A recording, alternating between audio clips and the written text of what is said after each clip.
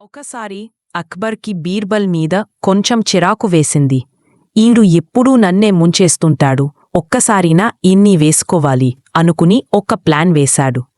బీర్బల్ కోర్ట్కి రాకముందే అక్బర్ మిగతా మంత్రులందరికీ ముందుగానే ఒక్కొక్కరికి ఒక గుడ్డు ఇచ్చేశాడు. తర్వాత బీర్బల్ వచ్చాడు. అక్బర్ అన్నాడు, నిన్న నాకు కలలో చూపించారు, మన కోర్ట్లో నిజాయితీగా ఉన్నవాళ్ళు చెరువులోకి వెళ్లి గుడ్డు తీసుకురాగలుగుతారు.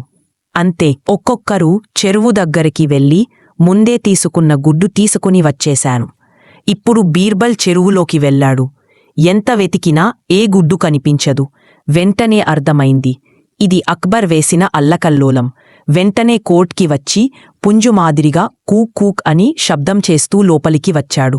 అక్బర్ అడిగాడు, ఏంటి బీర్బల్, పుంజులా కేకలేస్తున్నావు? గుడ్డు తీసుకురాలేదే?